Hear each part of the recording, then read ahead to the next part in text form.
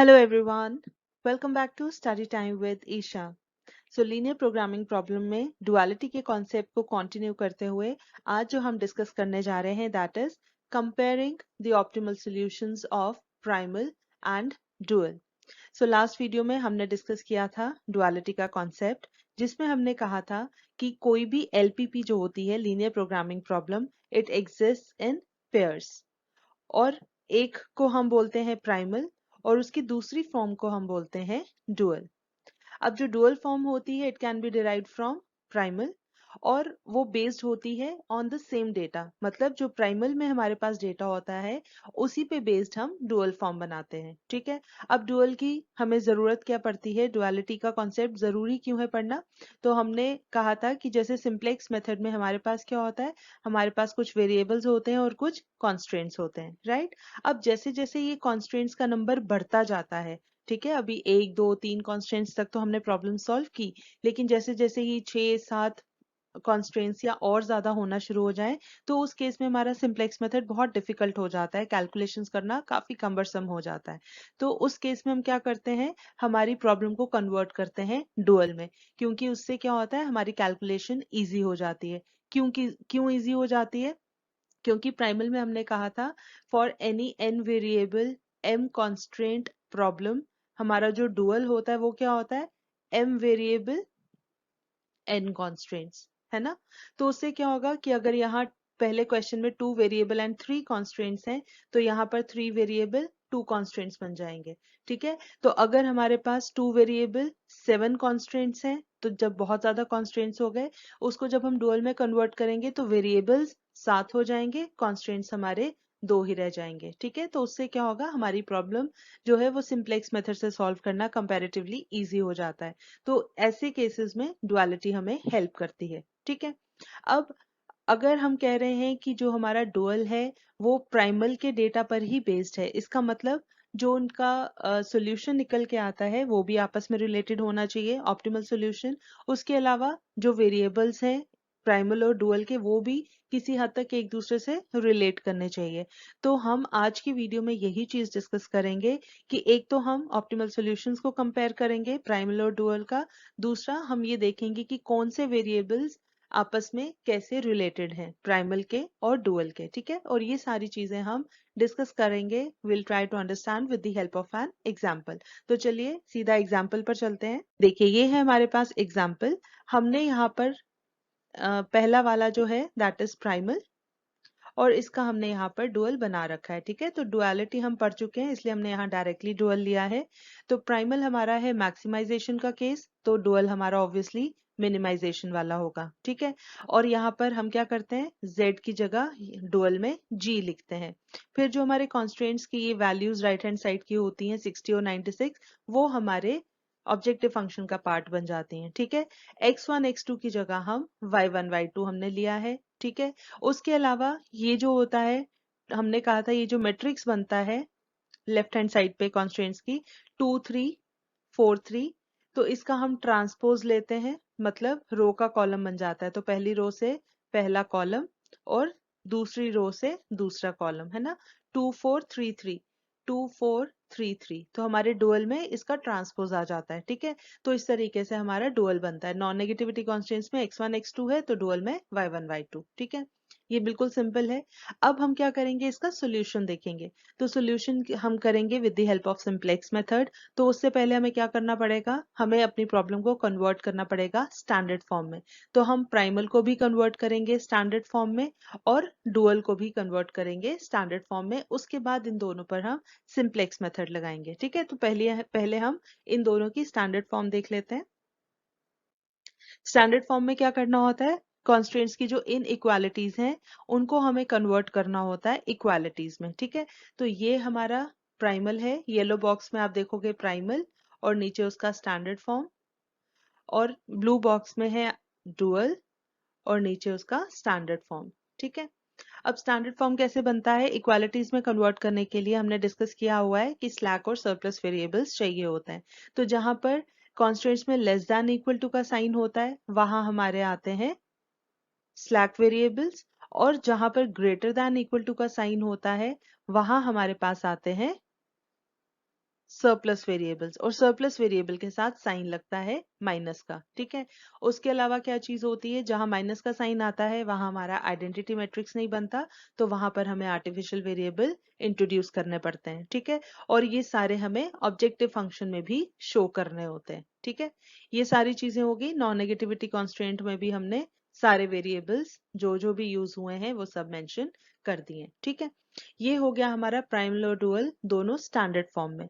अब इसमें एक चीज आपको क्या नोट करनी है कि अगर हम कंपेयर करेंगे स्टैंडर्ड फॉर्म्स में ही, तो हमारा कौन सा वेरिएबल किससे रिलेटेड है, आइए देखते हैं। ये चीज आपको नोट करनी है क्योंकि ये बाद में भी यूज होगी, ठीक है।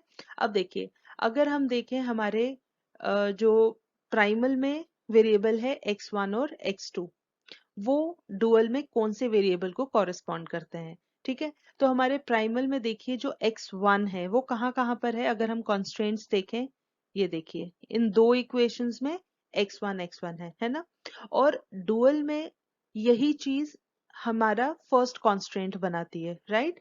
2x1 और 4x1, क्योंकि इसका ट्रांसपोज होता है ना 2 एंड 4।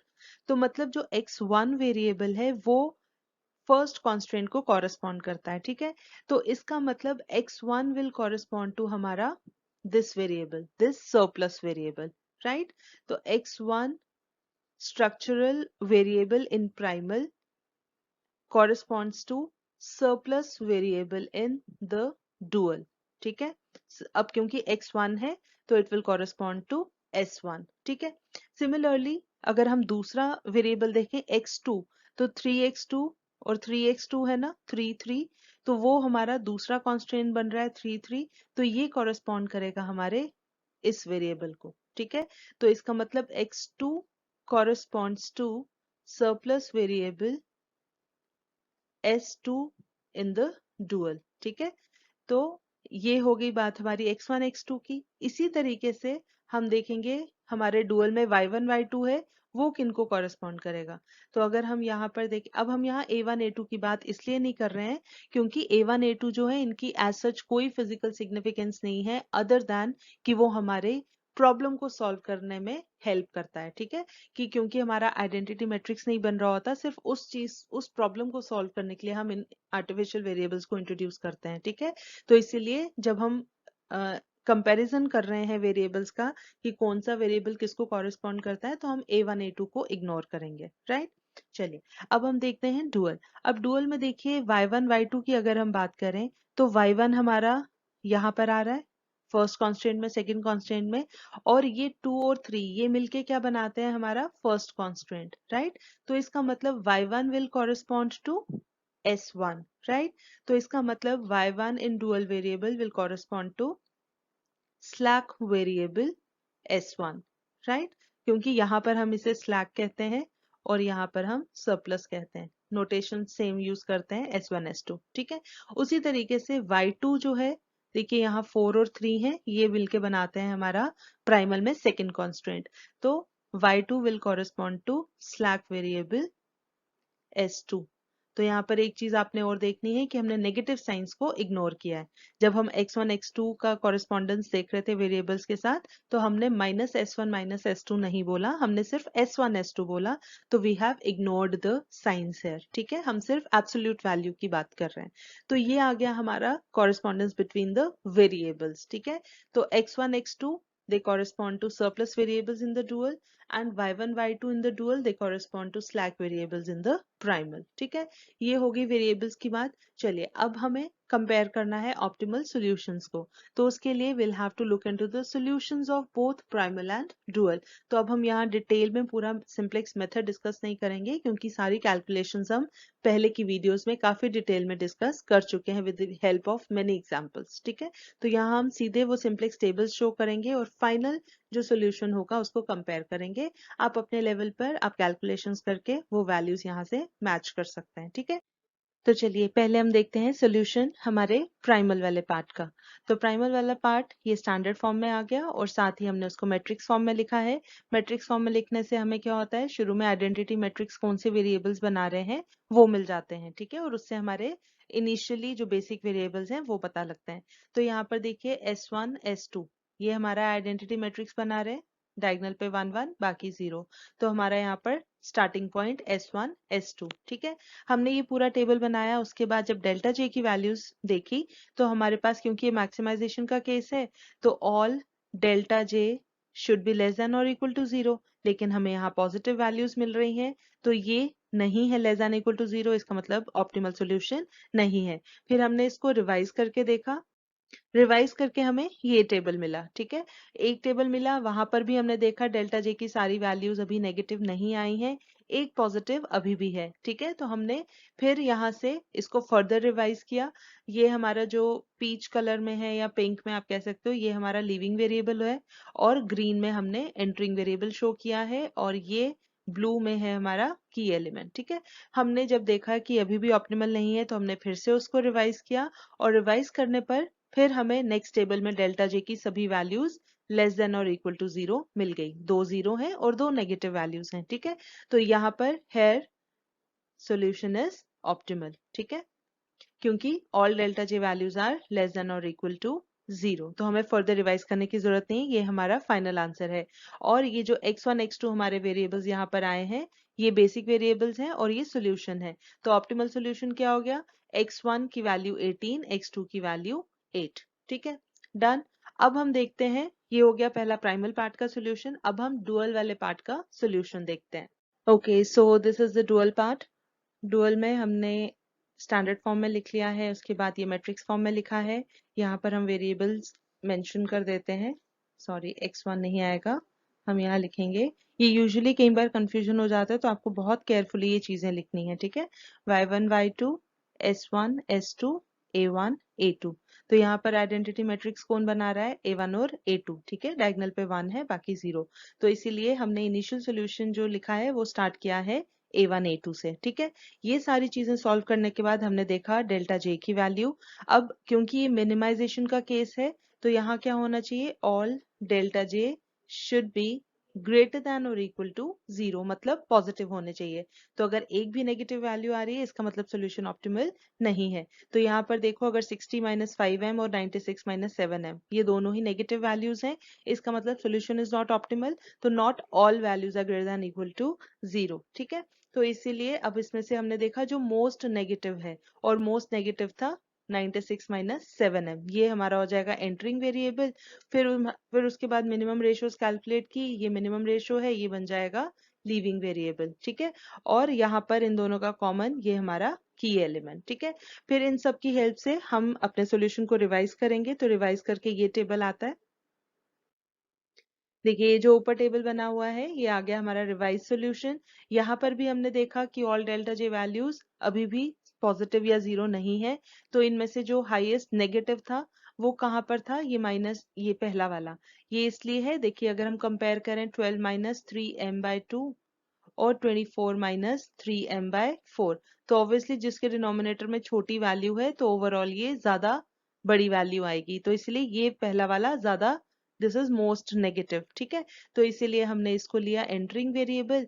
मिनिमम रेशियोज देखी, ये लेसर वैल्यू है, तो a2 हमारा बन गया लिविंग वेरिएबल, ठीक है। और l2 को सॉरी a2 को कौन रिप्लेस करेगा नेक्स्ट स्टेप में? y1, ठीक है। उसके बाद देखिए नेक्स्ट टेबल नीचे जो हमने बनाया है रिवाइज टेबल। अब यहाँ पर अगर डेल्टा जे की वैल्यूज आप देखोगे, तो ये सारी अब 0 0 positive positive, m is a very big value, तो उसमें से छोटी वैल्यू माइनस करो, वो पॉजिटिव रहेगा। Similarly m-8 is also positive, ठीक है। Now all delta j values are greater than और equal to 0, therefore optimal solution, ठीक है। अब हमें इसको फर्दर रिवाइज करने की जरूरत नहीं है। तो हमें प्राइमल का भी सोल्यूशन मिल गया, डुअल का भी सोल्यूशन मिल गया, ठीक है। अब हम इन दोनों के सोल्यूशन को कंपेयर करते हैं। तो चलिए देखते हैं कंपेयर करके हमें क्या मिलता है। ओके, सो यहाँ पर हमने ये जो दो टेबल बनाए हैं, पहला टेबल है जो प्राइमल के केस में हमारा फाइनल ऑप्टिमल सोल्यूशन आया था, और दूसरा टेबल है जो डुअल के केस में फाइनल ऑप्टिमल सोल्यूशन वाला टेबल बना था, राइट। अब हम इन दोनों के सॉल्यूशंस को कंपेयर करेंगे, जो हमारा आज का टॉपिक है, राइट। तो कंपेयर करके हम देखेंगे देयर आर सर्टेन ऑब्जर्वेशंस। पहली ऑब्जर्वेशन क्या है? It is regarding our objective function, ठीक है। तो यहाँ अब हम ऑब्जेक्टिव फंक्शन के वैल्यू की बात करेंगे, हम मैक्सिमाइज मिनिमाइज नहीं देख रहे, ठीक है। तो ऑब्जेक्टिव फंक्शन की वैल्यू अगर हम प्राइमल के केस में देखें, तो वो था z is equal to 40x1 plus 35x2। ठीक है, अब हम यहाँ पर अगर ये सोल्यूशन वैल्यूज देखें, ये जो ऑरेंज में पूरा है बॉक्स, तो x1 की वैल्यू है 18, 40 इंटू 18 प्लस 35 इंटू x2 की वैल्यू है 8, राइट। और अगर हम इन दोनों को सॉल्व करेंगे तो हमें यहाँ पर z की वैल्यू मिल जाती है 1000, राइट। इसी तरीके से अगर हम g की वैल्यू कैलकुलेट करें तो g के लिए ऑब्जेक्टिव फंक्शन था 60y1 प्लस 96y2, और इसको अगर हम सॉल्व करेंगे तो आ जाएगा 60 इंटू, अब यहाँ इस टेबल में, नीचे वाले टेबल में हम देखेंगे तो यहाँ से हमें y1 की वैल्यू 10/3, y2 की वैल्यू 25/3, तो 60 इंटू 10/3 प्लस 96 इंटू y2 की वैल्यू है 25/3। ठीक है, और अगर आप इसे सॉल्व करेंगे तो सॉल्व करने पर इसकी भी वैल्यू कितनी आएगी, 1000। ठीक है, तो यहाँ से एक चीज क्लियर हो गई कि हमारा ऑब्जेक्टिव फंक्शन प्राइमल और डुअल के केस में हमें सेम वैल्यू देता है। ठीक है, ये आ गया रिगार्डिंग ऑब्जेक्टिव फंक्शन की वैल्यू। अब हम बात करते हैं, जो हमने शुरू में कहा था, हमने वेरिएबल्स देखे थे कि प्राइमल के कौन से वेरिएबल्स हैं वो हमारे डुअल के कौन से वेरिएबल्स को कॉरेस्पॉन्ड करते हैं। ठीक है, तो अब हम यहाँ से वैल्यूज देकर चेक करते हैं कि जो बात हमने कही थी वो सही है कि नहीं। ठीक है, तो देखिए हमने क्या कहा था, प्राइमल के जो हमारे स्ट्रक्चरल वेरिएबल्स हैं, जैसे अगर हम प्राइमल की बात करें, we have x1 and x2, right. हमने कहा था कि जो x1 है प्राइमल का, वो किसको कॉरेस्पॉन्ड करता है, हमारे जो डुअल के सरप्लस वेरिएबल्स हैं, राइट। तो x1 should correspond to s1 in the dual and x2 corresponds to s2 in the dual। ठीक है, अब ये चीज हमने कहाँ पर देखनी है, डेल्टा जे में। ठीक है, तो अगर हम बात करें x1 की वैल्यू है हमारी 18, और अगर हम डुअल में डेल्टा जे चेक करें तो डेल्टा जे में s1 की वैल्यू है 18। ठीक है, करेक्ट। उसी तरीके से अगर हम प्राइमल में x2 की वैल्यू देखें वो है 8, और अगर हम डेल्टा जे की वैल्यू में s2 की वैल्यू देखें दैट इज 8, राइट। तो ये हमारा प्रूफ हो गया। इसी तरीके से अब हम देखेंगे जो हमारे डुअल के स्ट्रक्चरल वेरिएबल्स हैं वो हमारे प्राइमल से मैच करने चाहिए। ठीक है, प्राइमल के जो स्लैक वेरिएबल्स हैं, तो उस केस में हमने क्या कहा था कि जो डुअल के स्ट्रक्चरल वेरिएबल्स हैं वो है y1 एंड y2। ठीक है, वो कॉरेस्पॉन्ड करने चाहिए जो हमारे प्राइमल के s1 और s2 हैं, स्लैक वेरिएबल्स हैं, राइट। और s1 s2 हम कहाँ देखेंगे, डेल्टा जे में। और यहाँ पर देखो, अगर हम देखें डुअल वाले में y1 की वैल्यू है 10/3। ठीक है, चलिए y2 अभी नहीं देखते, अभी हम पहले y1 वाली ही वैल्यू देखते हैं। y1 है 10/3, और अगर हम डेल्टा जे में s1 की वैल्यू देखें दैट इज ऑल्सो 10/3, माइनस 10/3 है, हम यहाँ नेगेटिव साइंस को इग्नोर करते हैं। ठीक है, तो हम सिर्फ एब्सोल्यूट वैल्यूज को कंपेयर करते हैं, तो ये आ गया 10/3। इसी तरीके से अगर हम y2 की वैल्यू देखें तो y2 देखिए कितना है, इट इज 25/3 सोल्यूशन वैल्यू। ठीक है, तो अगर हम प्राइमल में s2 देखें वो कितना है, 25/3, again ignoring the negative sign. तो ये आ गया हमारा कंपैरिजन ऑफ वेरिएबल्स कि हमारे प्राइमल के कौन से वेरिएबल्स डुअल के कौन से वेरिएबल्स को कॉरेस्पॉन्ड करते हैं। ठीक है, I hope this is clear. चलिए, अब इसके अलावा एक चीज क्या है, हाँ, यहाँ पर हमें आर्टिफिशियल वेरिएबल्स को इग्नोर करना है क्योंकि वो हमारे एसिड सॉल्यूशन का पार्ट नहीं होते हैं। स्लैक और सरप्लस तो ऑब्वियसली हमें इनइक्वालिटीज को इक्वालिटीज में कन्वर्ट करना है, तो उनकी सिग्निफिकेंस है। A1 A2 की जो सिग्निफिकेंस है वो सिर्फ इट इज लिमिटेड टू कि हमारा जो प्रोसीजर है प्रॉपर सिंप्लेक्स मेथड का, वो उस चीज को फैसिलिटेट करने के लिए हम सिर्फ इन वेरिएबल्स को इंट्रोड्यूस करते हैं, अदरवाइज इनकी कोई एज सच इंटरप्रिटेशन नहीं बनती है। ठीक है, तो इसीलिए हम यहाँ इनका कोई कंपेयर इनको नहीं करते, राइट। तो I hope this is clear. इसके अलावा एक चीज और है, हमें दोनों का सॉल्यूशन सॉल्व करने की जरूरत नहीं होती है, हमारा एक ही से काम चल जाता है, क्योंकि अभी हमने देखा कि ऑब्जेक्टिव फंक्शन दोनों का ही सेम वैल्यू देता है। ठीक है, तो we need not find out the solution for both the problems primal and dual, हम किसी एक को सॉल्व करके हमारा आंसर निकाल सकते हैं। ठीक है, तो इस चीज से हमें क्या हेल्प मिलती है कि जहां पर हमारे कॉन्स्ट्रेंट्स बहुत ज्यादा हैं तो वहां पर क्या होगा, सिंप्लेक्स मेथड में उतनी ज्यादा हमारी रोज बनती हैं, क्योंकि आइडेंटिटी मैट्रिक्स में उतने ज्यादा रोज कॉलम्स होंगे। ठीक है, तो उससे क्या होगा, हमारा सिंप्लेक्स मेथड बहुत मुश्किल हो जाता है, मतलब बहुत लेंदी कैलकुलेशंस हो जाती हैं। तो अगर हम उसको उसके कॉरेस्पॉन्डिंग डुअल में कन्वर्ट करते हैं तो ऑब्वियसली हमारे नंबर ऑफ कॉन्स्ट्रेंट्स रिड्यूस कर जाएंगे, और अगर हम डुअल को ही सॉल्व करें तो हमें वहीं से आंसर मिल जाएगा। ठीक है, तो ये एक बेनिफिट हो जाता है। उसके अलावा एक चीज, अगर दोनों का फिजिबल सोल्यूशन एग्जिस्ट करता है, ठीक है, प्राइमल का भी डुअल का भी, तो हम किसी एक का सॉल्व करके अपना काम चला सकते हैं। और इन केस अगर किसी एक का अनबाउंडेड सॉल्यूशन है, ठीक है, सपोज प्राइमल का अनबाउंडेड सॉल्यूशन आता है, तो उसके कॉरेस्पॉन्डिंग डुअल का जो हमें सॉल्यूशन मिलेगा वो इनफिजिबल होगा। ठीक है, so if one problem has an unbounded solution तो दूसरे का इनफिजिबल होगा, it will not have any solution. ठीक है, ये चीज आपको याद रखनी है, राइट। अगर फिजिबल है दोनों का तो बहुत अच्छी बात है, लेकिन अगर एक का अनबाउंडेड आता है तो दूसरे का will not get any feasible solution, for that it will be infeasibility वाला केस। ठीक है, आई होप ये सारी चीजें क्लियर है। तो इसी के साथ हमारा डुअलिटी का कॉन्सेप्ट पूरा कंप्लीट होता है। सो आई होप इसमें आपको कोई कंफ्यूजन ना हो। अगर कहीं पर आपको कोई भी डाउट होता है तो आप कमेंट सेक्शन में पूछ सकते हैं। तो इसी के साथ हमारे तरफ से आज के लिए इतना ही। I take your leave. मगर जाने से पहले अगर आपको ये वीडियो पसंद आई हो तो इसे लाइक ज़रूर करें, अपने जानने वालों के साथ ज़्यादा से ज़्यादा शेयर करें, और हाँ, अगर आपने अभी तक इस चैनल को सब्सक्राइब नहीं किया है तो प्लीज़ इसे सब्सक्राइब ज़रूर करें। हम जल्दी हाजिर होंगे एक नए कॉन्सेप्ट के साथ। तब तक के लिए टेक केयर, बाय बाय।